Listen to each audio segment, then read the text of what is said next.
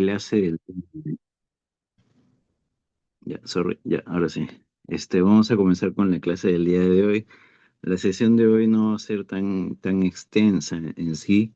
La siguiente semana tocaría, creo que tienen lo del tema de las actividades, por lo cual la siguiente semana también va a ser de manera virtual. Entonces, voy a tratar de idear una manera en la cual podamos hacer la siguiente semana una clase un poco más interactiva, ¿ok?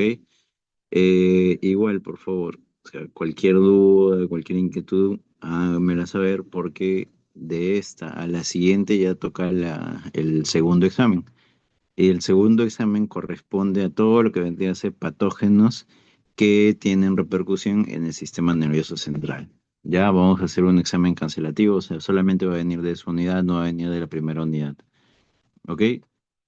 Muy bien. Vamos a ampliar un poquito el tema de los patógenos que tienen afectación en las vías urinarias. ¿Ya? Entonces, cuando hablamos de infección urinaria, las clases pasadas habíamos hablado de todas aquellas que tienen una afectación, eh, ya sea a nivel urinario alto, ¿no? Tenemos los riñones que tienen compromiso de la vía urinaria, tienen compromiso a nivel de la vejiga y tienen compromiso de la porción más externa, ¿no? Cuando hay una afección a nivel renal, propiamente el parénquima renal, estamos hablando de una pielonefritis, ¿no? Y cuando hay una afectación de vejiga, e incluso puede llegar a Tourette, estamos hablando de una cistitis como una de las causas. Ya acá, la uretritis. Estos vendrían a ser los tres principales grupos en los cuales van a haber una infección a nivel de las vías urinarias, ¿ya? Son los tres principales grupos. Entonces, si nosotros trazamos una línea de acá para arriba, estaríamos hablando de una infección de tracto urinario alto, ¿ya? Y de acá para abajo, infección de tracto urinario bajo, ¿ok?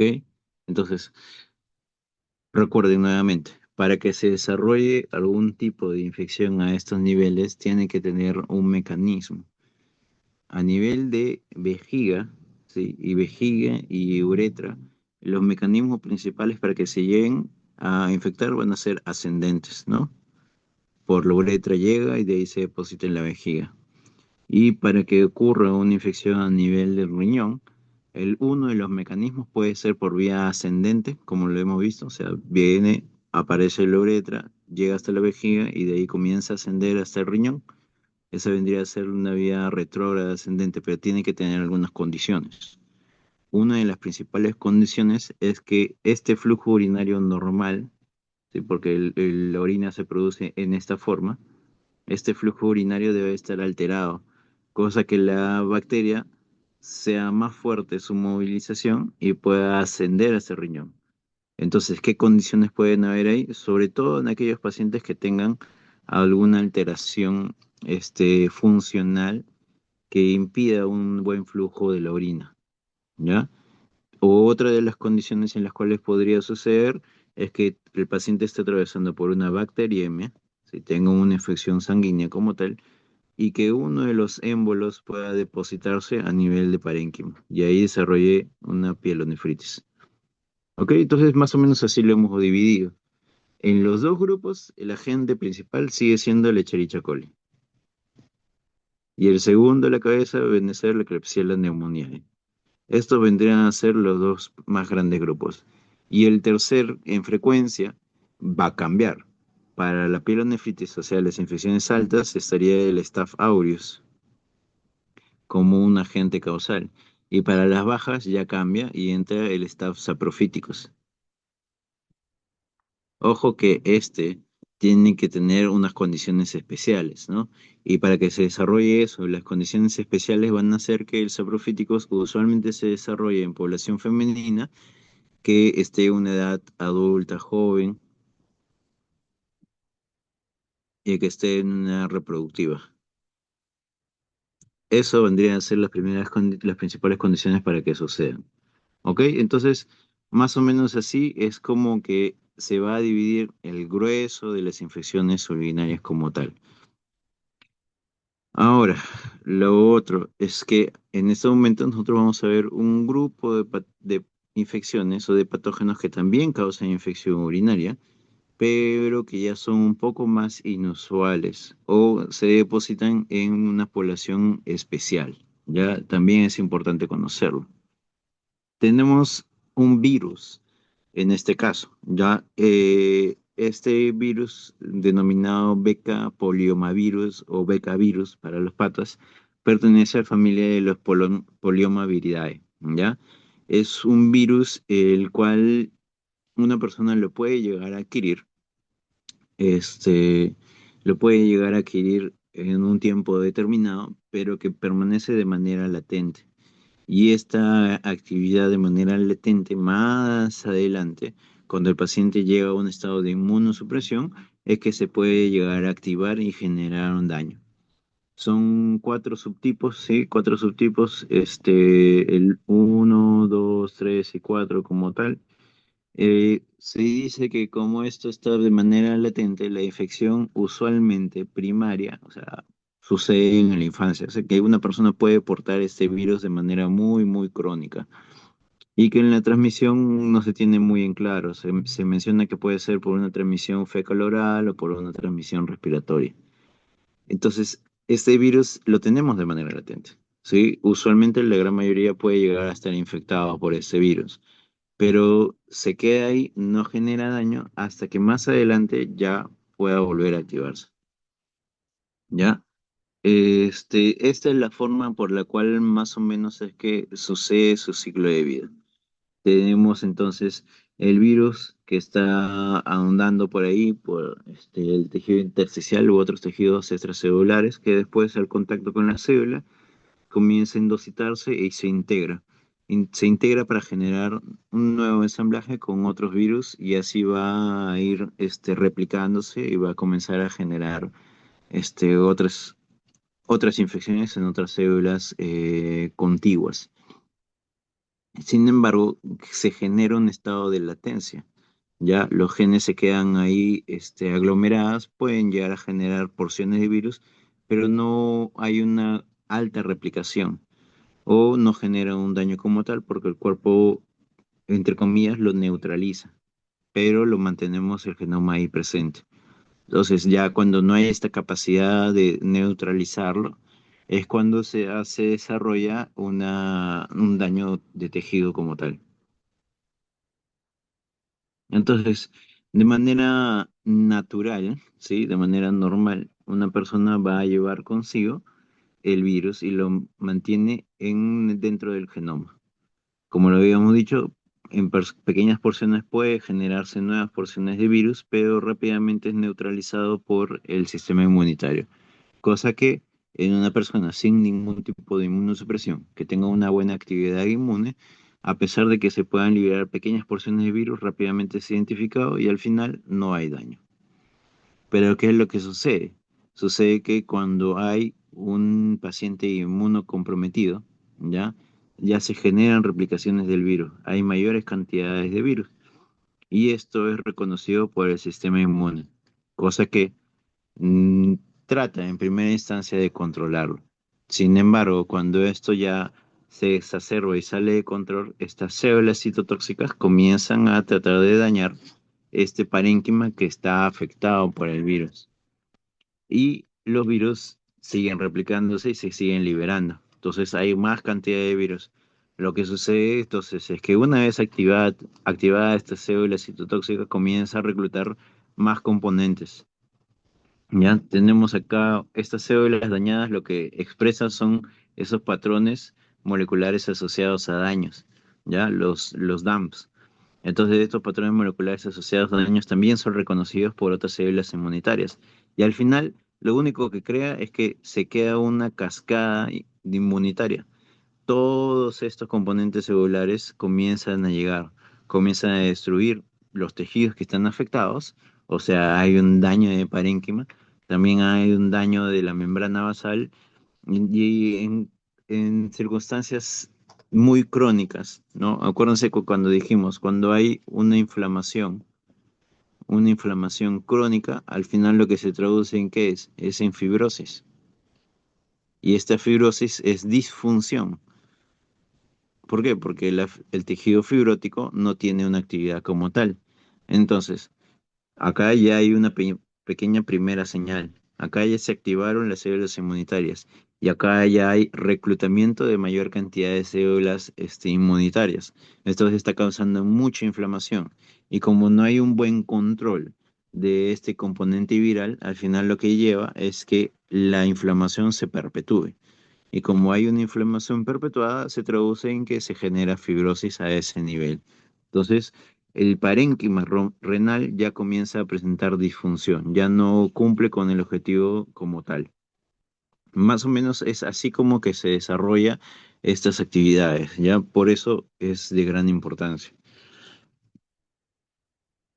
¿Qué es la otra circunstancia que sucede? En una persona que tiene un componente renal normal, ¿ya? Tenemos la vejiga de manera normal. Hay un daño primario justamente por la reactivación del propio virus, ¿no? Acá tenemos el virus que está depositado en estas células epiteliales y genera una activación. Entonces hay un daño primario específico de las células epiteliales. Este es un primer daño. Sin embargo, como ya hay liberación del virus, este virus genera una bacteriemia, perdón, una viremia, ¿ya? Entonces, este virus está ya circulando de manera un poco más generalizada por el torrente. Y de manera retrógrada también comienza a generar un mayor daño nuevamente del tejido del urotelio, o sea, de todo el epitelio que recubre las vías urinarias. Y es una segunda oportunidad en la cual sigue generando daño. Entonces, al generar daño en este tejido, lo que se va a traducir en ocasiones es en sangrado, ¿sí? Entonces, va a ser una causa importante de producción de una hematuria. ¿Qué quiere decir esto? Que a diferencia de las otras circunstancias que hemos visto, ya de las infecciones que estábamos mencionando, ellas causaban inflamación, causaban irritación de la vía urinaria, ese paciente podía tener un dolor en abdomen bajo, pero a diferencia de ellos, este virus lo que causa es también sangrado. Entonces la persona puede presentar una hematuria. Es una causa importante de una cistitis hemorrágica.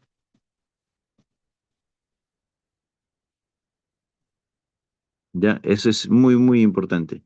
Otro agente viral que más o menos trabaja de la misma forma y que también es una causa importante de una cistitis hemorrágica vendría a ser el adenovirus, ¿ok? Pero ese ya hemos conversado, o sea, ya más o menos hemos escuchado su nombre. Por ese motivo les traigo otro virus de gran importancia, que vendría a ser el becavirus, ¿ya? ¿Qué, qué pasa, no? Tenemos este becavirus o este poliomavirus que habíamos mencionado va a generar una infección a nivel de las vías urinarias. Pero con este tema de la replicación y con este tema de la activación de los componentes leucocitarios, se va a activar unas vías de señales y va a haber una cascada inflamatoria. Va a generar inflamación. A su vez, por la activación de las células inflamatorias, van a generar liberación de citoquinas que también son componentes inflamatorios. Todo ello va a repercutir sobre el componente renal y vamos a crear distintos niveles de inflamación a distintos niveles del parénquima renal. Al final, ¿todo esto en qué se traduce? En que si hay inflamación de manera aguda, va a haber una disfunción y eso se le va a denominar una injuria renal aguda. Y si lo tenemos de manera crónica por una perpetuación de la inflamación, lo que nos va a llevar es que hay una fibrosis y ya hay un mayor disfunción del tejido renal.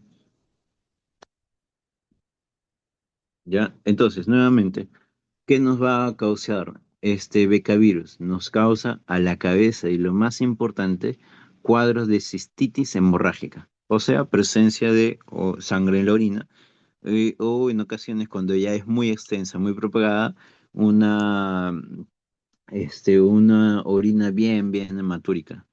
¿Ya? ¿Qué otra cosa sucede? habíamos mencionado que cuando se deposita en el urotelio, lo que va a causar, aparte de inflamación, cuando es muy crónico, hay un reemplazo, hay una remodelación del tejido, entonces te va a producir fibrosis. Esa fibrosis lo que causa es una estenosis, entonces se produce una estenosis ureteral. Pero adicional a ello, habíamos dicho que como hay fibrosis, se reemplaza el tejido y ya no cumple una función.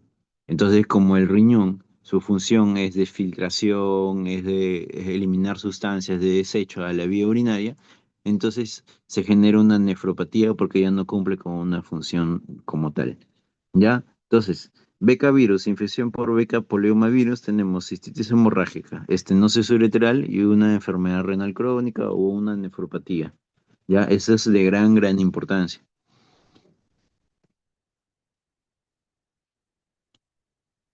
Pero todas estas situaciones van a suceder en grupos especiales, ¿ya? ¿Qué quiere decir esto? Se quiere decir que debemos tener una condición de inmunosupresión, ¿ya? Bastante elevada. No va a suceder en condiciones muy cotidianas. Usualmente, el grupo donde hay mayor afectación va a ser pacientes post-trasplantados renales y pacientes post-trasplantados hematológicos. Esos son los dos grupos de mayor impacto en los cuales es, este virus va a tener un mayor efecto. Sí, los post-trasplantados renales y los post-trasplantados hematológicos, sobre todo aquellos pacientes con un tipo de trasplante derivado de otra persona, ya que no tenga mucho parentesco.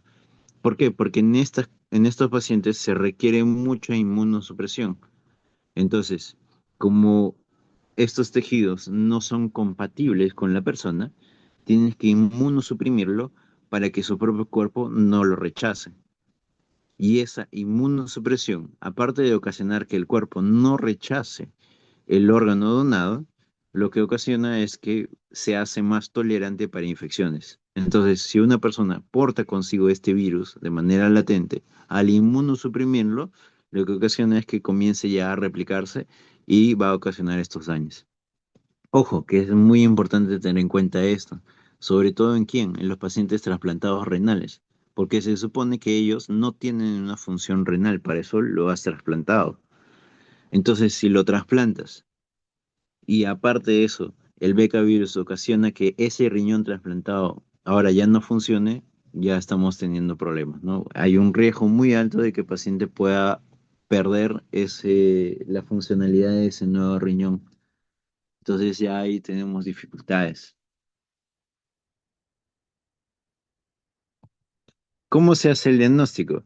El principal diagnóstico va a ser a través de la detección de la carga viral del ADN de este virus.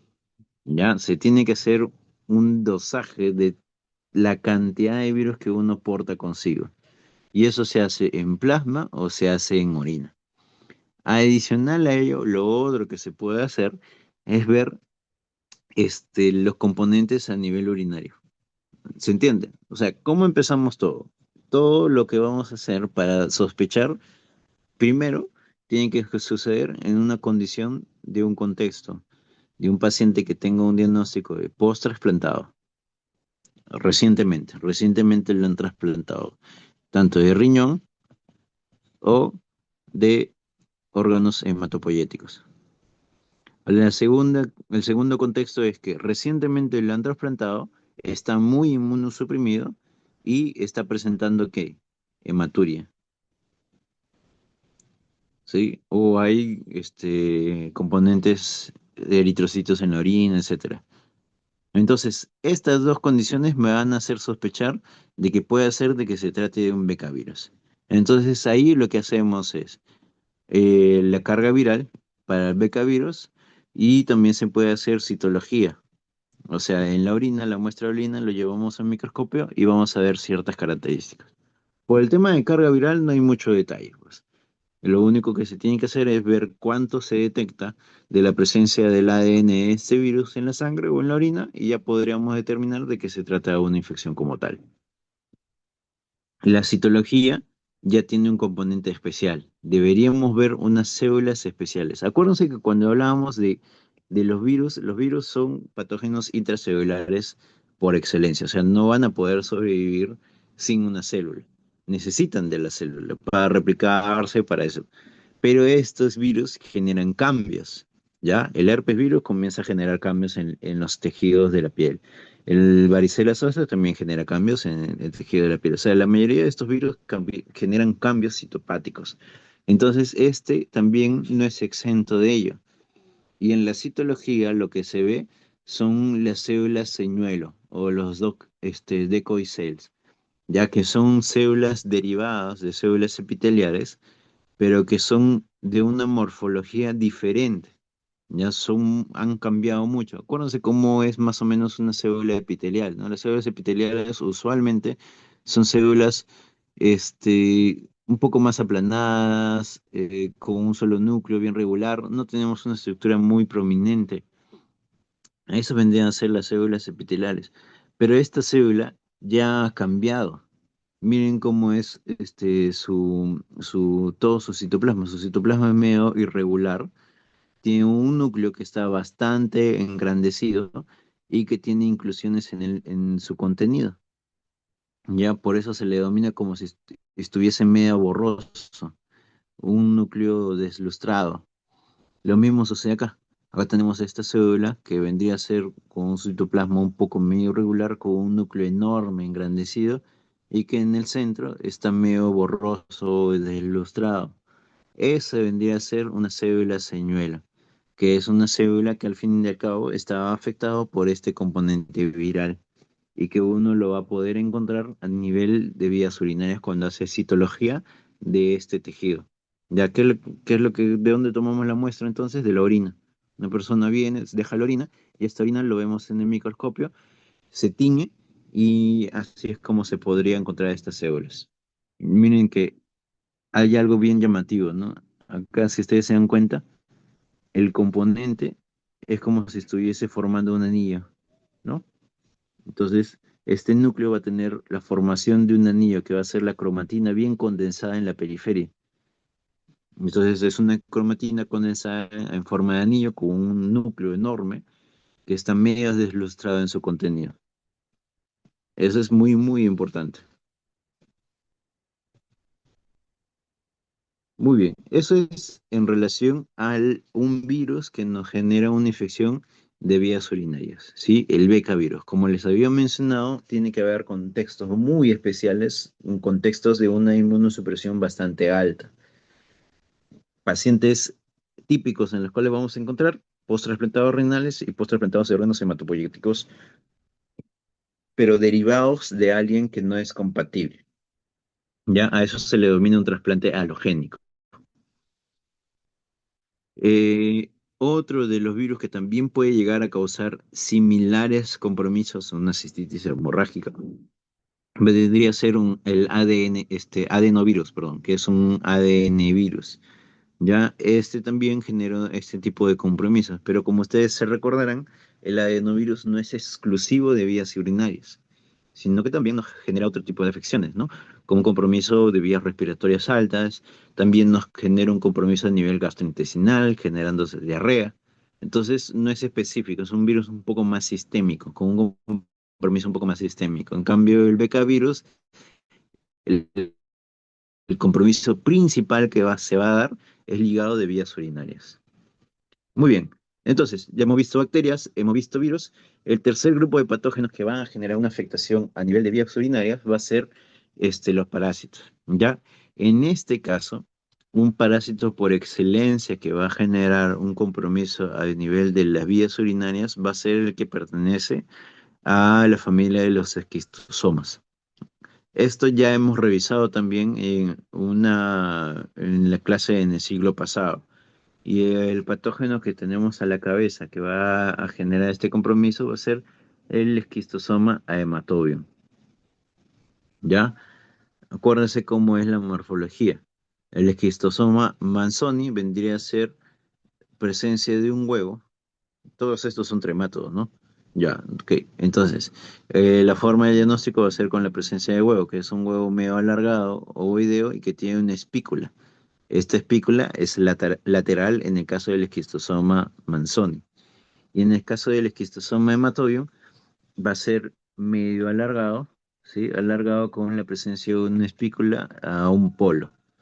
El Japonicum, que vendría a ser el otro, este, eh, el otro parásito ya es de una estructura un poco más ovoidea y la espícula ya no es tan resaltante como para poder delimitar. Entonces, Manzoni, espícula lateral, Hematobium, una espícula terminal y Japónico que vendría a tener una espícula media rudimentaria, no se va a ver de manera adecuada, ¿ya? En el caso de dónde lo detectamos, acuérdense que habíamos dicho, ¿no? Estos usualmente lo que nosotros vamos a hacer el diagnóstico, tanto Manzoni como Japónico, van a ser a través de las heces. En cambio, el esquistosoma haematobium, el punto donde nosotros vamos a encontrar va a ser a nivel urinario, como hace un momento lo hemos dicho. Este va a afectar vías urinarias, entonces lo encontramos en las vías urinarias. De todos, va a ser el único que vamos a poder encontrarlo en vías urinarias. Y esto, bueno, ahorita lo vamos a comentar. Pero habíamos dicho entonces, el esquistosoma va a pertenecer al grupo de los trematos, o sea que estamos hablando de un patógeno que mm, debería ser una estructura un poco más aplanada, un poco más pequeña, ¿ya? Tiene un hospedador intermediario que vendría a ser estos caracoles, ya, los caracoles de agua dulce. La distribución, en el caso del esquistosoma hematobium, va a ser usualmente más ligado a otros territorios geográficos. No está muy ligado a nuestro territorio sudamericano, pero es importante también que lo tengamos en cuenta siempre. ¿Qué es lo que sucede entonces? Lo que sucede es que al ser un tremato, cuando habíamos conversado sobre estos, sobre los trematodos, habíamos dicho que una de las características que requieren es que haya la presencia de agua. Y la otra característica que se requiere es que al menos tenga un hospedador que sea un invertebrado o un crustáceo. ¿Ya? Esas son las características. Entonces, el esquistosoma no es exento a estas características. Para que suceda esto, se necesita una persona que esté infectada que libere, ¿sí? Que libere los huevos al medio ambiente con contenido acuático. Entonces, en el agua va a haber una maduración de este huevo que va a dar a luz a un miracilium, que ya va a ser una estructura con varios cilios en su superficie. Entonces, al tener ya una movilidad, esto lo que va a ocasionar es que se meta dentro de este caracol. Entonces, al meterse dentro del caracol comienza a madurar hasta generar una cercaria. Esta cercaria es más o menos como la estructura de un espermatozoide, ¿no? Tenemos la cabeza y tiene una cola que le va a permitir dar mucha movilización. Entonces, esta estructura es la que va a permitir penetrar a través de la piel de la persona y ya comienza a generar una infección. Ya en estas condiciones se va a desarrollar lo que vendría a ser el rash del nadador. Pero este rash del nadador principalmente está ligado a quién? Al esquizosoma manzoni. Es lo más principal, ¿ya? Pero no es exclusivo, porque sucede cuando hay una penetración a través de la piel.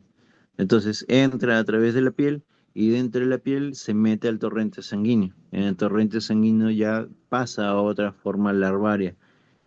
Y cuando ya madura a nivel del sistema portal en el tejido hepático, es cuando ahí ya llega a una fase adulta. Estando en una fase adulta es que comienza a migrar. Migra o se mantiene en el sistema portal o se migra hasta unos vasos más inferiores cerca del plexo que va a irrigar las vías urinarias. El que se deposita a este nivel va a ser el esquistosoma hematobium y los que se quedan a este nivel del sistema portal va a ser el Japonicum y el Manzoni. ¿Ya? Entonces, ese es el motivo por el cual uno puede entender que se encuentra, si está en el sistema portal, puede depositar los huevos y se van a encontrar a nivel de las heces. Y si está a este nivel del plexo que va a irrigar la vejiga, entonces viene y deposita sus huevos en el parénquima que está en el nivel de las vías urinarias. Es por eso que en este caso se puede encontrar los huevos en la orina.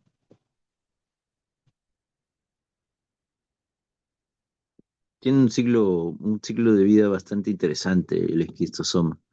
Es un parásito bastante interesante.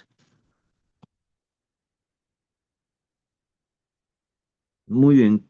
Entonces, como les había mencionado, el esquistosoma lo que hace es dirigirse hacia un torrente, ¿no? En este caso se deposita más en las vías urinarias, perdón, en la vía sanguínea que irriga las vías urinarias. Entonces, el esquistosoma migra, y cuando llega al tejido urinario, como en la vejiga, ahí deposita lo que vendría a ser sus huevos. Y acá lo vemos, ¿no? Este es el tejido de la vejiga y acá depositó su huevo. El huevo del esquizosoma, que vendría a ser un huevo medio alargado con una espícula lateral. Estos también son otros huevos, ¿ya? Pero estos están cortados así, en otro punto. Entonces por eso no vemos la espícula. Pero con esto ya podemos determinar. Entonces, la otra cosa que tenemos que darnos cuenta, ya deben haber hecho algunas clases de histología. Estas células de acá tiene unos núcleos bastante regulares, ¿no? Son componentes del tejido que son de las vías urinarias y están normales. Pero estas células de acá ya son diferentes, ya son células leucocitarias, o sea, que son células inflamatorias que están llegando. Acá vemos eritrocitos. ¿Qué está sucediendo? Que estas células, estos parásitos generan una reacción inflamatoria. Entonces, por eso las células leucocitarias están ahí aglomeradas, tratando de hacer el intento de eliminar al esquistosoma, pero no lo logra de una manera tan adecuada, pero sí genera mucha inflamación. Entonces, genera un grado de compromiso inflamatorio a nivel de la vejiga. Muy bien, entonces, ¿qué sucede? Tenemos entonces al esquistosoma hematobium que ha llegado a nivel de el torrente sanguíneo, el plexo vesical. Entonces, como lo habíamos visto hace un momento, el esquistosoma deposita sus huevos en la pared de la vejiga. Y también, como hemos mencionado hace un momento, al estar los huevos en la pared de la vejiga genera inflamación. Hay células leucocitarias que van ahí a este tejido. Y si hay células leucocitarias que se están activando, ¿qué produce? Inflamación. Y es una inflamación crónica. Pero como habíamos dicho, toda inflamación crónica al final lo que va a llevar es que se desarrolle fibrosis, ¿no? Entonces, el epitelio de la vejiga ya cambia, porque ya las células normales ya han sido destruidas de manera citotóxica, pero también han sido recambiadas por tejido fibrótico. Y ahí se le denomina que se desarrolla una metaplasia, porque es un cambio de tejido epitelial. Entonces es un cambio del epitelio de la vejiga. Y esto puede dar a luz a que se desarrolle, si es que continúa esta inflamación, un carcinoma de vejiga, o sea, un cáncer. Por otro lado, esta fibrosis de vías urinarias que produce, nuevamente que no funcione de manera adecuada. Y acuérdense, o sea, la vejiga, las vías urinarias que hacen que se distienda, que se contraigan y al final lo que va a producir es que puedas eliminar la orina de manera adecuada. Pero si no se produce eso porque has cambiado el tejido, se va a producir una obstrucción, o sea, una uropatía obstructiva. Y si es que hay una obstrucción, no hay un buen flujo urinario, ¿qué va a producir? Infecciones, ¿no?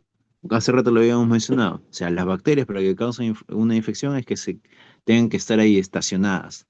Y para que se produzca este estacionamiento es que el flujo urinario no sea adecuado, ya sea por una malformación o ya sea por alguna condición. Y esta condición va a ser la uropatía obstructiva ocasionada por la inflamación por la presencia de los huevos. Pero adicionalmente, ¿qué pasa? Que cuando hay muchos componentes minerales, se puede generar formación de cálculos, ¿no? Que es otra de las condiciones que uno podría encontrar. Entonces, se dan cuenta que al tener la presencia de un agente de manera perpetua, ya se generan distintos niveles de compromiso, ¿no? Esto es de gran, gran importancia, ojo, mucho cuidado. ¿Qué es lo otro que se dice? Que aparte de que la metaplasia sea ocasionada por esta inflamación, existen tal vez componentes virales que van a reforzar este cambio. Entonces, el carcinoma de vejiga puede ser ocasionado directamente por la presencia del esquistosoma o puede ser también por una sobreagregación de una infección viral, que al final nos traduce en una mayor inflamación, ¿ya? En resumen, el esquistosoma haematobium es una de las causas de cáncer de vejiga. Entonces debemos tener mucho cuidado con esto, ¿ya? Es muy importante. Cáncer de vejiga ocasionada por un parásito, esquistosoma haematobium. De casa, ¿no? Acá tenemos el esquistosoma que vino por el plexo vesical, ¿no? Que vino por las vías urinarias. Entonces se agarra, todo esto es el tejido, perdón, todo esto vendría a ser el parénquima de la vejiga. Viene el esquistosoma, deposita sus huevos. Y lo primero que trata de hacer el sistema inmune es encerrarlos, ¿no? Entonces vienen los componentes leucocitarios. Primero, macrófagos activados. Ya tenemos unos macrófagos que están haciendo una primer cárcel. Después tenemos otros macrófagos y después tenemos células linfocitarias, ¿sí? Linfocitos T y linfocitos B. Todo esto nos va a ocasionar un granuloma, ¿ya? Y este granuloma puede quedarse ahí, pero también si genera mucha inflamación, va a generar liberación de especies reactivas de oxígenos. Al final, todo esto se traduce en una perpetuación de la inflamación. Y esto nos da como resultado la presencia o el desarrollo de un carcinoma. ¿Ya? Ese es el tema. Ese es el gran problema de estas infecciones que son muy crónicas. Tenemos que tener mucho cuidado con las infecciones crónicas.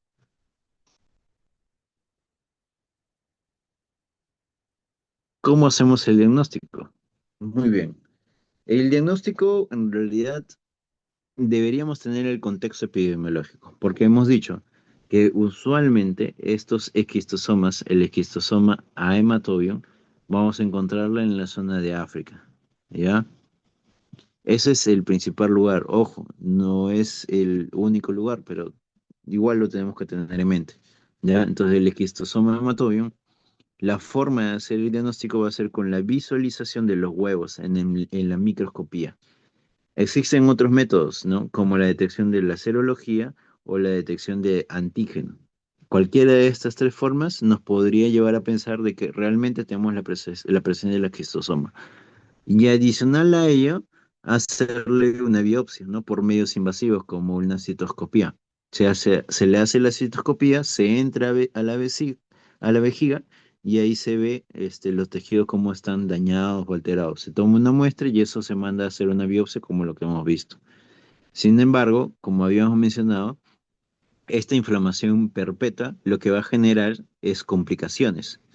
Y una de las complicaciones es, uno, la uropatía, la generación de las infecciones, ¿ya?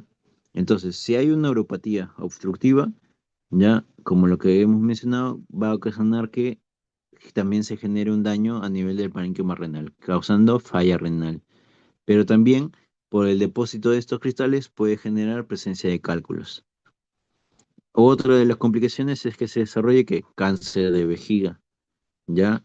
Pero unas complicaciones adicionales, ¿ya? Complicaciones adicionales ya son con la vecindad, ¿no? Porque toda esta zona está inflamada.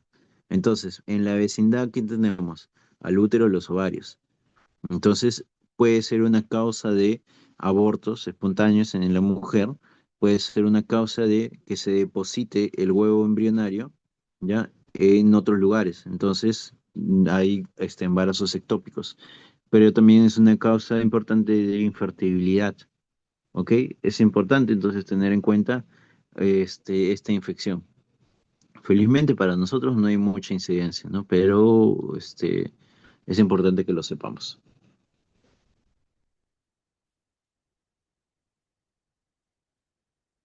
Muy bien.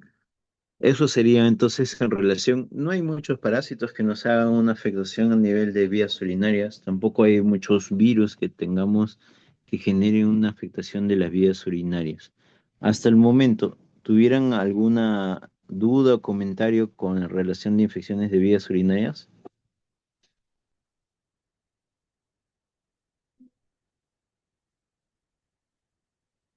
Doctor, disculpe, una consulta. En el anterior, usted mencionó Hola, te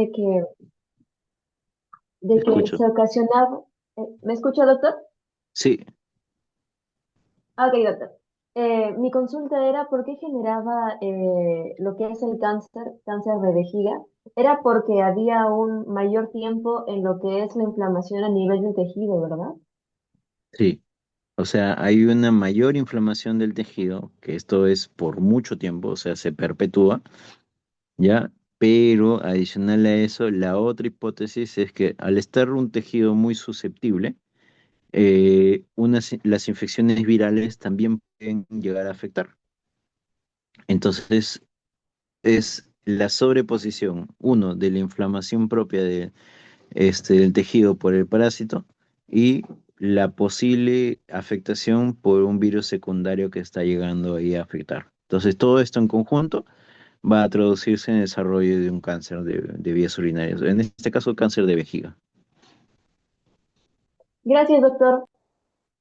Ok, ¿alguna otra duda?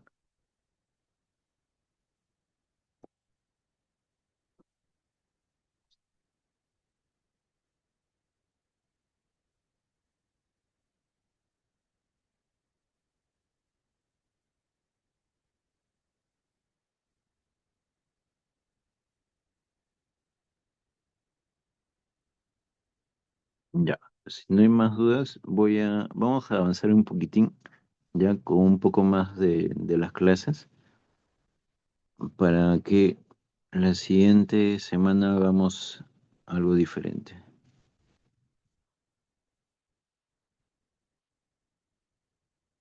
Ya, ya vamos a avanzar un poquitín, ya no vamos a avanzar mucho sobre esto, pero voy a tratar de idear una estrategia para que la siguiente semana sea productiva también, ¿ya? Con miras de su examen, ¿ya? Ok, entonces, ya hemos hablado de las infecciones de vías urinarias, hemos hablado de un grupo enorme de los patógenos, por favor, igual denle una repasada. Vamos a hablar un poquitín, un pequeño apartado de lo que vendría a ser las infecciones que hacen una afectación a nivel del tracto reproductor, ¿ya? Es importante tener en cuenta algunas definiciones, ¿ya?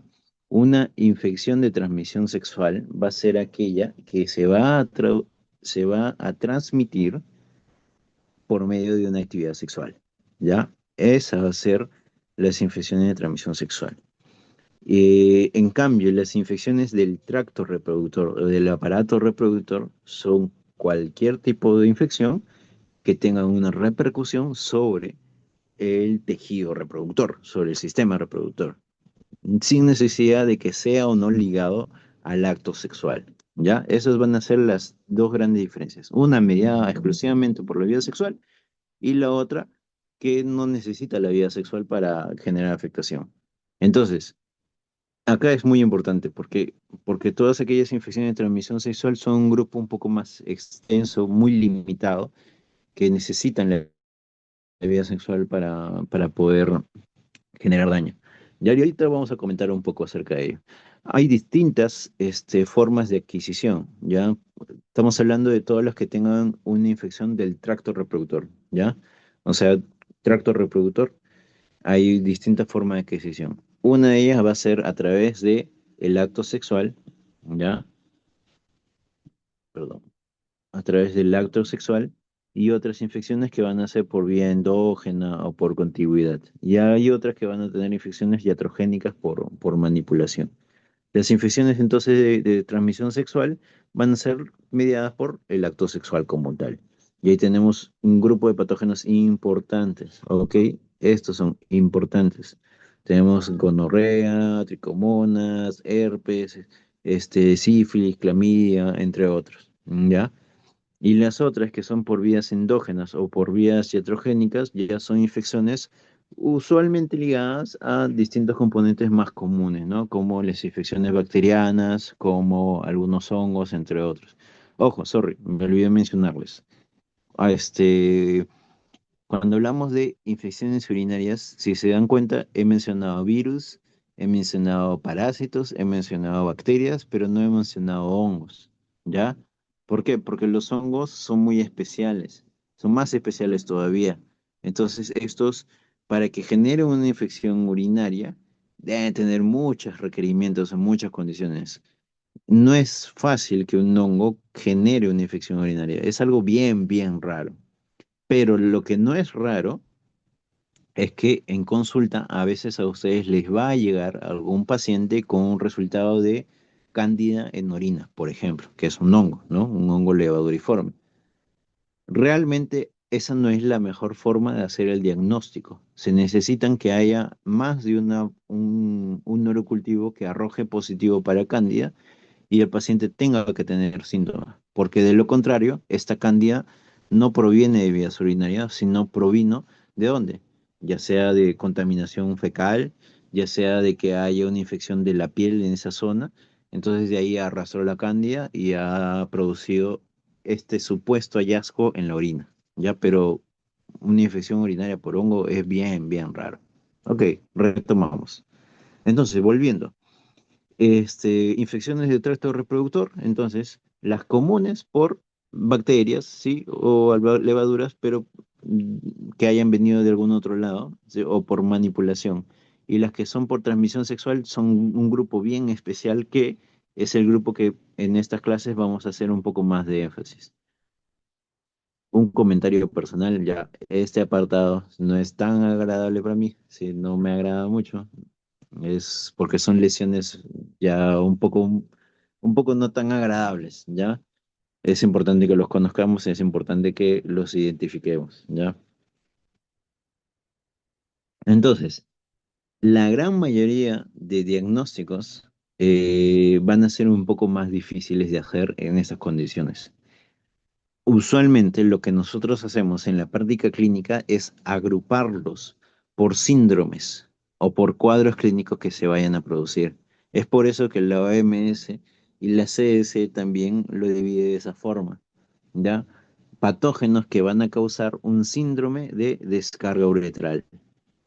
Ese es un grupo. El otro grupo van a ser patógenos que van a causar el síndrome de flujo vaginal.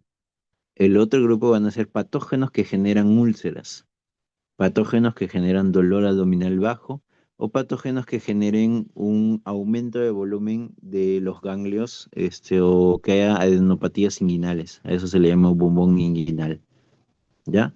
De esa forma es que se va a dividir y así también nosotros lo vamos a dividir. Ejemplo, clamidia y gonorrea son causas muy importantes que causan descarga uretral. Tricomona, algunas bacterias y candidiasis son causas muy importantes que generen vaginitis y esta vaginitis causa o presenta consigo un flujo vaginal. La gonorrea y la clamidia, otra vez, lo que causan son cervicitis y al tener una cervicitis se ve flujo vaginal. Herpes, el chancroide, sífilis, la adenomyosis, el linfogranuloma venéreo son causas muy importantes de úlcera genital. Y así sucesivamente es como que uno va a ir viéndolo, ¿ya? Así es como nosotros vamos a enfocar este apartado también del curso. Infección de transmisión sexual no es algo tan agradable, ¿ya? Pero es necesario que se sepa. Entonces empezamos con un grupo importante y es el grupo de patógenos que va a causar el síndrome de flujo vaginal o de descarga vaginal.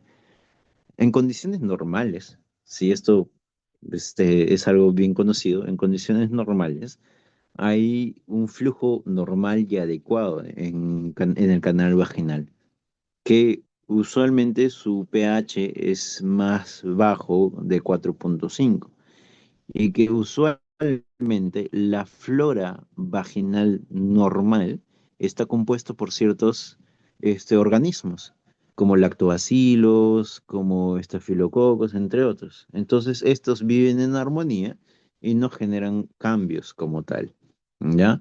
Y este flujo vaginal es algo natural que se requiere para que esa zona, o sea, esté humedecida y que de manera natural con el acto sexual no haya mucha laceración o daño, ¿no? Eso es lo normal a nivel del canal vaginal. Entonces, de manera anatómica nosotros vamos a ir dividiendo, como siempre lo hemos hecho. Vamos a dividir para tratar de organizar un poquito mejor las infecciones. Acá les traigo unos enlaces en los cuales ustedes van a tener la bibliografía de la forma en la cual se hacen las divisiones en el caso de las infecciones de transmisión sexual, ya de la OMS, el CDC y una guía española. Revisen, o sea, denle una mirada porque traen distinto grado de información. Creo que la guía española es un poco más resumida, pero es más clínico, o sea, ya te habla de otras cosas, no es tanto la parte microbiológica. Es para que lo tengan en conocimiento. Entonces, tenemos a nivel un poco más alto, a nivel de cervix, lo que se va a producir es una cervicitis y esto no es más que la inflamación del cuello uterino. La vaginosis es una definición que a veces entramos en conflicto con la vaginitis, ¿ok? Vaginosis se le va a denominar al cambio o la alteración del microbioma vaginal. ¿Qué quiere decir? Si hace rato habíamos dicho que tenemos algunos lactobacilos, hay algunas bacterias, esto se altera. Entonces, no está causando una infección. Lo que está sucediendo es que esa flora ha cambiado, ha migrado, y ya este cambio genera un aumento de las secreciones. Y lo otro es la vaginitis. La vaginitis, ahí sí, estamos hablando de una inflamación del canal vaginal, pero también puede estar ligado a una infección del canal vaginal. ¿Ok? Vaginosis como tal no es una infección, ¿ya? Es una alteración del microbioma. Entonces, agentes causales que llevan a todo esto. Perfecto. Los que causan cervicitis principalmente va a ser clamidia y Neisseria gonorrhoeae. Eso vendrían a ser los dos principales que nos van a llevar a causar una cervicitis. Lo que nos causa esta vaginosis, esta alteración del microbioma, va a ser la Cardinella vaginalis. Y los que nos causa la vaginitis, principalmente va a ser Trichomonas o Candida albicans. Ya, estos van a ser nuestros ejemplos primordiales. Ojo que estas tres entidades, tanto cervicitis, vaginosis y vaginitis, nos van a ocasionar flujo vaginal. Ya la sintomatología principal va a ser que va a haber un aumento de flujo vaginal y algunos ciertos cambios que ahorita vamos a revisar un poco. ¿Ya? Entonces, cuando hay un síndrome de flujo vaginal, ya va a haber un aumento de la secreción vaginal, pero también va a haber un cambio de esta secreción, ya sea en consistencia, en color, en olor, puede ir ligado a una irritación o inflamación del canal vaginal, puede haber también acompañado de disuria o disparate.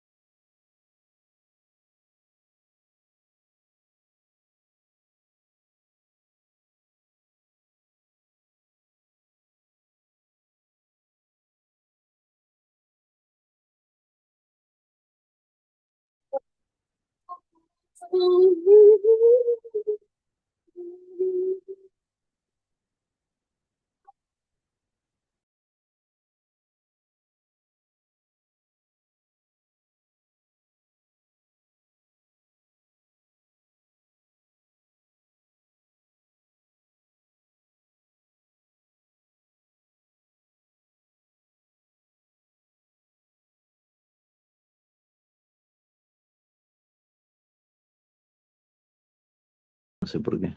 Un ratito ahorita vuelvo a compartir.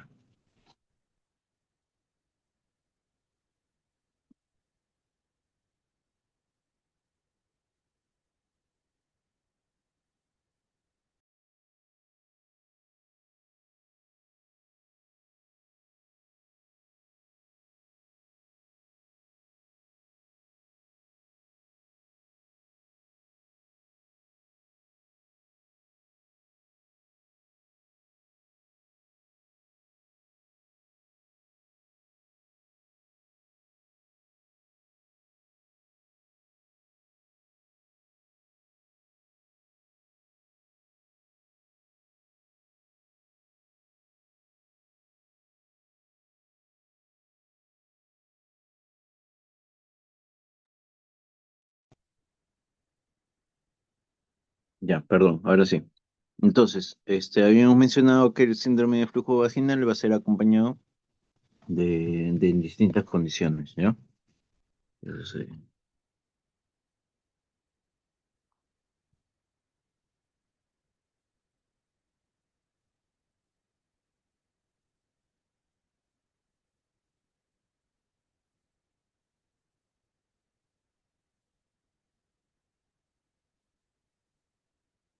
Ya.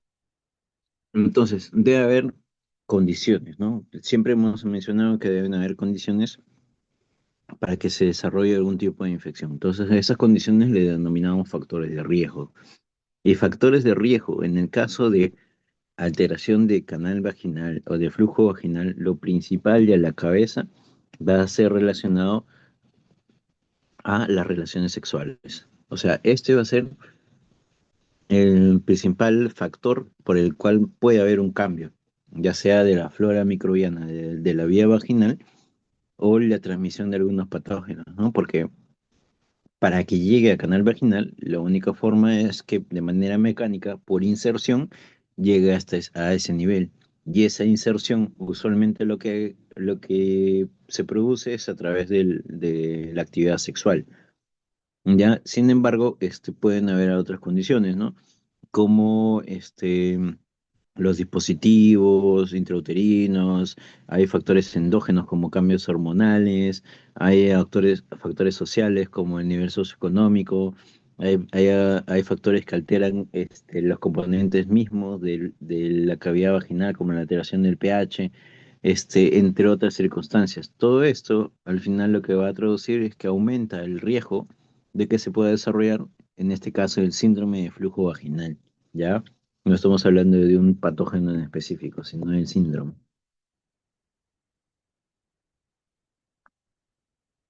Empezamos hablando un poquito acerca de lo que vendría a ser vaginosis bacteriana. Y como les mencioné hace un momento, ¿no? Cuando hablamos de vaginosis, entonces lo que sucede es que la flora microbiana que está en la vía vaginal es alterada.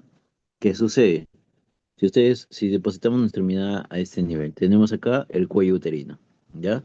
Y a nivel del cuello uterino, de manera microscópica, bueno, acá están las células epiteliales, pero tenemos algunos patógenos, perdón, bueno, no son patógenos, algunos microorganismos, como los lactobacilos, ¿ya?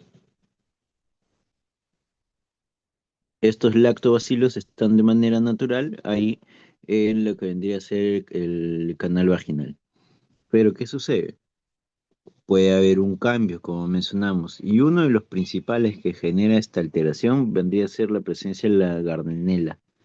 La gardnerela, vaginalis, comienza a sobreprobar y aumenta tanto en cantidad que este lactobacillus ya no lo encontramos. Entonces, a esto se le denomina vaginosis bacteriana. Es la alteración del microbioma aumentado por la presencia de algunas bacterias como la Gardnerella. Esto no causa una inflamación como tal en el tejido epitelial. Lo que está causando es que cambia el ecosistema. Entonces, este ecosistema que teníamos acá ya está alterado y esa alteración genera que haya más aumento de secreción, más aumento de flujo. Eso es lo que nosotros estamos viendo de manera ectoscópica. Y esto usualmente puede estar ligado a distintos componentes. ¿Ya? Los factores de riesgo, ¿cuál sería? El uso de un dispositivo intrauterino, el uso de antibióticos, porque estos antibióticos han alterado el microbioma. Entonces, se reemplaza el microbioma y ahí aprovecha la gardinela para poder sobrepoblarse. ¿Ya? Algunos, hay algunos productos vaginales que también alteran, ¿ya? Es por ello que no es al 100% adecuado que se utilicen estos productos vaginales como, si mal no me equivoco, hay como una especie de shampoos vaginales, hay estos productos que no están, que lo que hacen es alterar, en realidad, alteran todo lo que vendría a ser, ya sea el pH, ya sea los componentes de la flora microbiana de vía vaginal. Entonces no es lo más adecuado. Y esta sobrepoblación de Gardnerella lo que va a producir que son infecciones de tracto urinario recurrentes.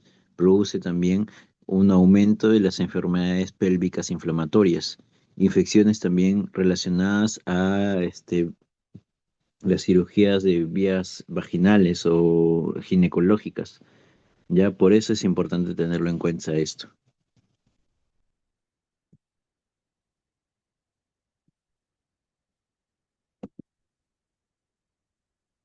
Entonces, como habíamos mencionado, uno de los agentes que podría estar presente es la presencia de la Gardnerella vaginalis, ya que son unos bacilos que cambian un poco de morfología, pero la característica clave ya es que produce las denominadas células glía. Estas células glía, ¿qué son? Es una célula epitelial que tiene en su superficie varias de estos bacilos pegados. Entonces aumenta en gran cantidad, todo se sobrepuebla por varios componentes de estos bacilos que vendría a ser la Gardnerella vaginalis. Es inmóvil, pero se aferra y se pega ahí. A esto se le llama células-guía. Otro componente que podría generar esta vaginosis, pero ya en menor frecuencia, vendría a ser el Mobiluncus, ya que es otra bacteria que es media curva, que no se ve bien, no hay muchas imágenes en realidad sobre esto, ya, pero que también es un agente causal de una vaginosis bacteriana. Microplasma y Provetela también son agentes importantes que ocasionan una vaginosis bacteriana. Pero el principal y a la cabeza, el que debemos saber, es la Gardnerella vaginalis. ¿Qué es lo que sucede? Lo que pasa es que esta Gardnerella se adhiere, tienen algunas adhesinas, entonces se adhiere a sus epitelios, por eso se pega un montón. Pero al adherirse cambia la flora y aumenta mucho la componente de las bacterias, o sea, el componente bacilar. Y el pH, que debería ser ácido, ahora se pone más alcalino, aumenta el pH. Entonces, acá tenemos una disminución de los lactobacilos, que era lo que nosotros queríamos. Entonces, si hay una disminución del componente. Ya todo el pH se altera, los componentes químicos también son alterados. Es ahí cuando se agregan estas gardeneras vaginalis. Se pegan muy bien a la superficie y te va a producir la descarga vaginal o el flujo vaginal que estaba mencionado. El micoplasma también produce, pero este tiene un mayor efecto sobre qué, sobre la alteración del pH. Y los anaerobios también se adhieren, también producen esta misma actividad, pero estos anaerobios lo que van a producir es mal olor. Usualmente, cuando hay esta vaginosis bacteriana, no se debe de manera exclusiva a un solo patógeno, porque esta zona, la zona vaginal, no es una zona estéril. Es una zona en la cual de manera ocasional o cotidiana vamos a encontrar más de un patógeno, o más de un germen, de más de un microorganismo. Entonces, puede que encontremos Gardnerella, Mycoplasma o anaerobios presentes en una misma muestra vaginal. Entonces, al final, ¿qué nos trae? Descarga, aumento de pH y un mal olor. ¿Ya? Por eso es importante. Entonces, para tratar de encuadrar la idea, habíamos mencionado, de manera normal, tendremos los lactobacilos. Pero cuando se sucede esta vaginosis, ¿qué pasa? Hay una alteración. Entonces la gardenera comienza a poblarse y los lactobacilos disminuyen en cantidad. Cuando hay esta disminución, ¿qué produce? Que el pH aumenta. Entonces hay un pH mayor. Ya los hidrogeniones disminuyen, ¿no? Entonces, esta gardenela aprovecha eso y en los epitelios forma un biofilm, se pega ahí y está formando una biopelícula en el epitelio del canal vaginal. Ya adicional a ello, habíamos dicho que no solamente está la gardenela, sino que también vienen otras bacterias, que estos ya comienzan a aprovechar y el epitelio puede generar cierto grado de daño. Y ese grado de daño es alteración de la secreción de moco. Entonces el moco también es alterado, del moco que está protegiendo el canal vaginal es alterado.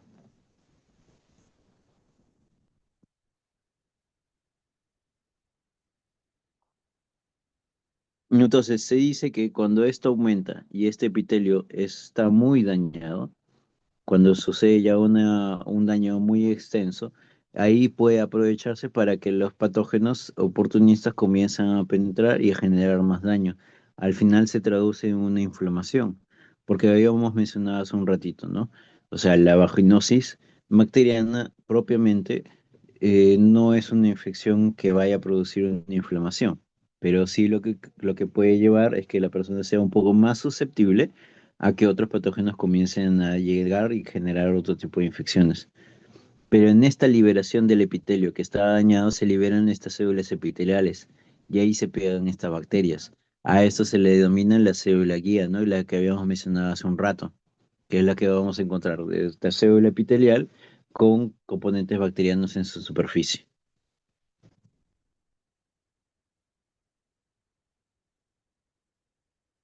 Entonces, ¿qué es lo que vemos? ¿Ya? De manera normal es lo que nosotros estamos viendo a la derecha. ¿Ya? Esto es lo normal, lo usual.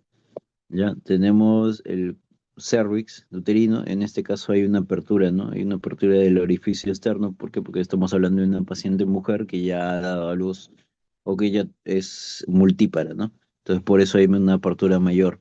Pero si se dan cuenta, la secreción es transparente, ¿no? Acá todavía hay un filamento, ¿no? Que vendría a ser del moco. Es transparente, no hay cambios, no hay nada. Y cuando uno toma muestra, lo que se ve que son las células y se encuentra acá estos bacilos, ¿no? A estos bacilos medios alargados, que vendría a ser parte normal. Sin embargo, cuando hay una alteración de todo esto, el cervix, o sea, el cervix tiene una contextura normal, no se ve eritematoso, no hay secreción de pus, pero ya esta secreción usual, este moco normal que uno tenía ya es alterado, ya se vuelve más blanquecino, un poco más opaco. Y cuando uno toma una muestra, encuentra, miren, acá está la célula epitelial, y en su superficie tiene ya unos microorganismos pegados, bastantes aglomerados. Esto vendría ya a ser ya las células perdón, las bacterias que se depositan por gran cantidad en estas células epiteliales liberadas. Ven que hay una gran diferencia en realidad en la visualización. Entonces, el cuadro clínico relacionado a la vaginosis, ¿cuál va a ser? Usualmente, como habíamos dicho, no va a ser acompañado de un cuadro clínico. Ya la mayoría no tiene síntomas. ¿Por qué? Porque no generan una inflamación por sí solas en el epitelio vaginal. O sea, por sí solo no va a generar esta inflamación, pero sí cambia la microbiota. Entonces, al cambiar la microbiota, ¿qué sucede? Ok, va a haber un aumento uy, va a haber un aumento de la descarga o del flujo vaginal, que puede ir acompañado de cambios en el olor. Y esta secreción ya obtiene otro color por estas aminas liberadas. Ya se le denomina como un olor a pescado. Ya puede haber disconfort cuando hay actividad sexual. Puede haber también dispareunia. Puede haber en ocasiones muy raras sensación de quemazón o prurito, pero esto ya no es lo usual. Lo típico va a ser un aumento de la frecuencia o del flujo asociado a olor a pescado. Eso es lo que principalmente uno va a encontrar en estas condiciones de vaginosis bacteriana. Acuérdense que es principalmente dado por la presencia de la Gardnerella vaginalis.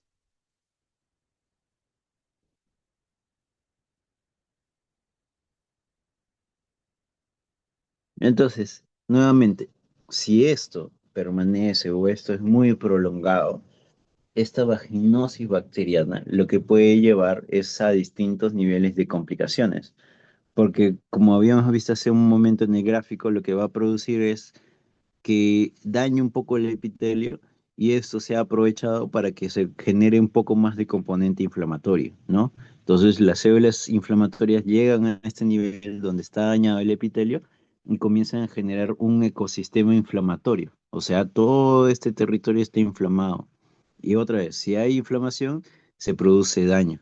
Entonces, la vaginosis bacteriana, ¿qué va a producir? Un aumento del riesgo de la enfermedad pélvica inflamatoria. ¿Ya? ¿Por qué? Porque los patógenos pueden llegar a atravesar rápidamente y ahí generan una infección. Entonces ya genera una enfermedad pélvica inflamatoria. O sea, hay aumento de riesgo. ¿Hay aumento en el riesgo de qué? De una infección postoperatoria ginecológica, ¿no? Porque ya hay un cambio de la flora. Entonces uno lo opera, entonces ya hay una mayor susceptibilidad a que genere infecciones asociadas. ¿Qué es la otra cosa que sucede? Al estar inflamado todo este canal uterino, puede generar un aumento del riesgo de infertilidad, porque ya el tejido inflamatorio no permite que se deposite estos huevos fecundados, ¿no? Ya son eliminados, ya entonces no se va a producir una adecuada fertilización. ¿Qué es lo otro que sucede? Que se dice que hay un aumento en el riesgo de que se produzca infecciones de transmisión sexual e incluso un aumento de que se produzca una infección por el virus del VIH. También aumenta el riesgo de que se produzca un cáncer cervical o alguna otra coinfección relacionada con la presencia del virus del papiloma humano, ¿ya? Entonces, acuérdense, todo aquello que nos lleva a una inflamación perpetua sí genera daños, entonces es muy, muy importante tener en cuenta estas condiciones. Entonces, para hacer el diagnóstico, básicamente el diagnóstico va a ser mediado por el cuadro clínico, ¿ya? El diagnóstico va a ser clínico. ¿Por qué? Porque hay aumento del flujo vaginal, que va a ser de una coloración un poco más blanquecina con un olor un poco más a pescado, ¿ya? Lo que se tiene que hacer es la determinación del pH vaginal, porque el pH vaginal usualmente normal es de una tendencia más ácida, ¿no? O sea, de un pH menos de 4,5. Pero cuando hay alteración, estas bacterias ya cambian todo, ya cambian, ya hacen de las suyas. Entonces el pH aumenta y el pH usual relacionado a vaginosis va a ser un pH más de 4,5. Lo otro es hacer el test de aminas, porque habíamos dicho que lo que vamos a encontrar es que hay una conformación o hay aumento de derivados, ¿no? En los componentes químicos del flujo vaginal. Entonces, este test de aminas va a salir positivo. Vamos a encontrar también estas células guía, que vendrían a ser esta célula epitelial sobrepoblada en su superficie por varias bacterias, por varios microorganismos. O sea, toda la superficie está ahí pegada ya que vendría a ser este epitelio liberado y ahí todas se han pegado. Esto es importante, entonces. Lo principal, vamos a partir desde la sospecha y ya con la identificación de estas células, este club, que son las células epiteliales con una cobertura de superficie de las bacterias, vamos a llegar al diagnóstico como tal. Muy bien, bueno, acá les traje como que una lámina como para que se pueda ir sabiendo de algunos factores que podrían ir ayudando o que podrían ser contraproducentes. Se menciona que en la presencia de un dispositivo intrauterino también genera un cambio a nivel del microbioma vaginal. Entonces, esta porción del dispositivo intrauterino, la cual está más externa, genera biofilms. Entonces ahí se deposita y genera un cambio del microbioma como tal. Entonces los dispositivos intrauterinos no vendrían a ser la mejor estrategia en esta situación. Para la prevención, en las condiciones de que esté relacionado al hábito sexual o las actividades sexuales, lo que se tiene que hacer es la educación sexual, el uso de condón o el uso de un buen aseo de zona genital, son estrategias adecuadas para evitar de que se genere mucho cambio de la microbioma vaginal. No es necesario entonces que se utilice estos dispositivos uterinos, tampoco es necesario que se utilice estos baños vaginales o estos shampoos vaginales, porque lo que hacen es que se genere un cambio. Y al generar el cambio, ya las bacterias aprovechan y pueden generar esta vaginosis bacteriana. Muy bien. Este, yo creo que para no dilatar mucho y no tener muchas complicaciones, vamos a avanzar solamente hasta esta parte, vamos a hablar un poquito sobre Cándida y ahí vamos a completar la otra clase en otro día, ¿ya? Entonces, habíamos dicho que una de las condiciones que nos aumenta el flujo vaginal es esta vaginosis bacteriana como tal. Pero otra condición que nos aumenta el flujo vaginal, lo que causa el síndrome de flujo vaginal va a ser la candidiasis vaginal. Y sobre la cándida ya hemos hablado en muchas oportunidades. Cándida nuevamente es un hongo de tipo levaduriforme, que nosotros, como nosotros vemos acá en pantalla, en lo cual en ciertas condiciones, cuando se trata de una cándida albicans, lo que va a generar es un tubo germinativo, ¿no? Y ahí se producen las pseudodifas. Pero estas levaduras también forman parte de manera usual de ciertas mucosas y también del tracto gastrointestinal. Entonces, para que suceda una infección del canal vaginal, tuvo que haber migrado, ya sea de componente de derivados del componente de recto, o sea, por contaminación fecal, o por manipulación de la piel que haya ingresado hasta el canal vaginal, para que de esa forma ocasione una infección. Porque esta levadura no es que vaya a migrar tan rápido como para que llegue al canal vaginal. ¿Qué es lo que va a producir? El cuadro clínico relacionado va a ser como lo mostramos en pantalla, ¿ya? Tenemos acá nuevamente, bueno, este es un espéculo que vendría a ser el aparato para poder visualizar. Tenemos el canal vaginal, acá está el cervix, y si ustedes se dan cuenta, ya el flujo que uno presenta es diferente. Hace rato, como habíamos visto, lo normal era que el cervix pueda ser visualizado de manera natural, normal, que podría estar acompañado de un flujo, pero este flujo es transparente, ¿no? Cuando hay una vaginosis, este flujo ya torna de una coloración un poco más blanquecina, pero aún a pesar de eso es bien fluido. En esta condición, cuando se trata de una vaginosis, perdón, de una candidiasis vaginal, ya lo que estamos hablando es de un flujo, pero que miren, es muy como si estuviese coagulado, un flujo en grumos. Se le denomina como que en forma de requesón, blanquecino, pero en forma de requesón, medio grumoso.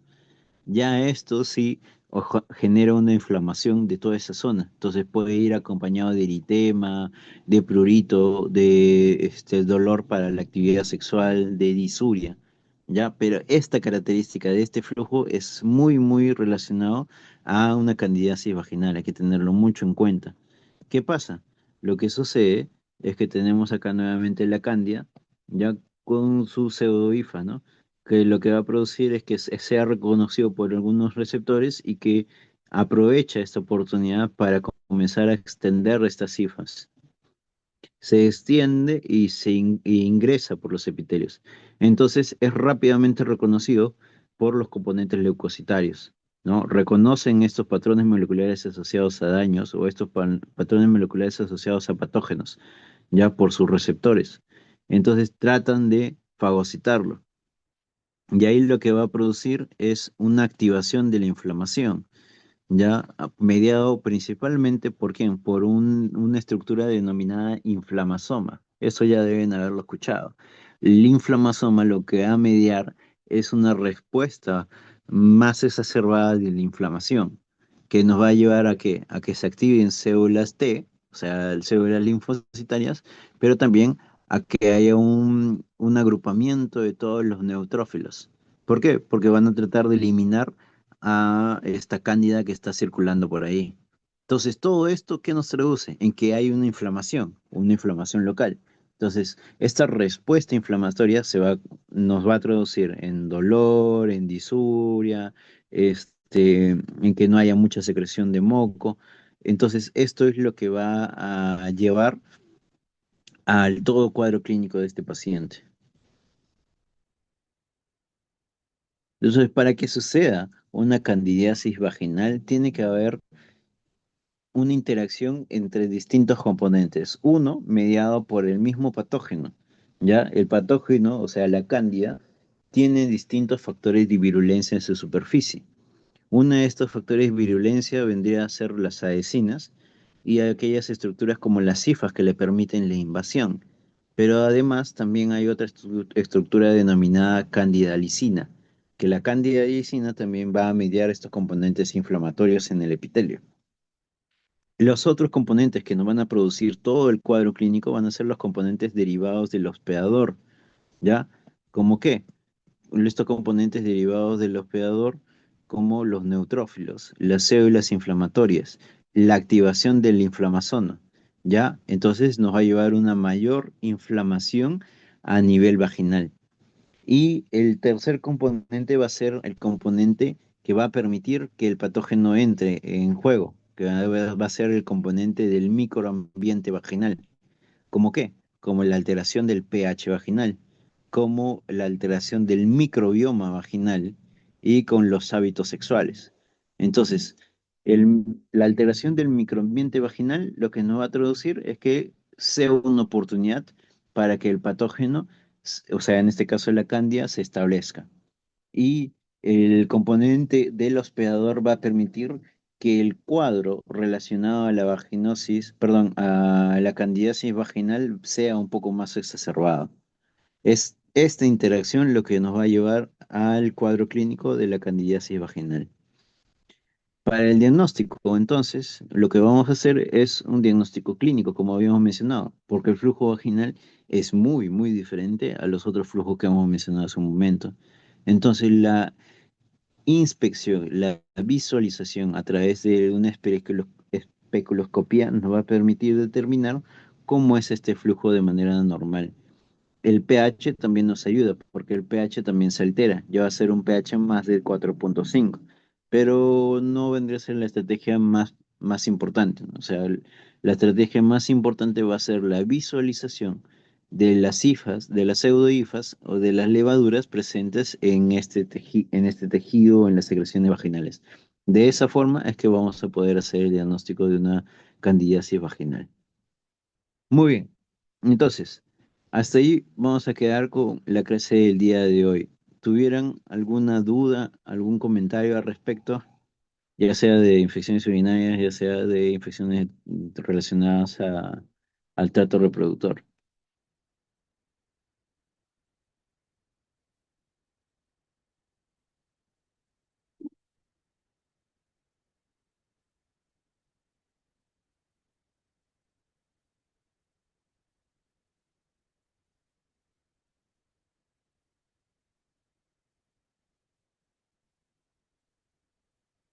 Ya, perfecto. Entonces, de no haber ninguna duda al respecto, por favor, la siguiente semana ya voy a presentar otro nuevo pretest. Este nuevo pretest va a ser relacionado en parte al tema de infección del sistema nervioso, pero ya el HOT, ya hablando un poco más de patógenos precisos, repasen por favor. Y la siguiente semana vamos a ver cómo coordino con los delegados para ver cómo nos organizamos para esa actividad, ¿ya? Porque no estoy seguro si lo vamos a hacer nuevamente todos en una misma sesión o va a ser por separado. Ya hay que entonces ser un poco pacientes para que nos encontremos la siguiente semana, pero también va a ser de manera virtual. Ya muchachos, entonces estaríamos quedando todo por el día de hoy. Nos estamos encontrando luego. Cuídense mucho, estudien por favor. Acuérdense que faltan 2 semanas para su examen, ¿ya?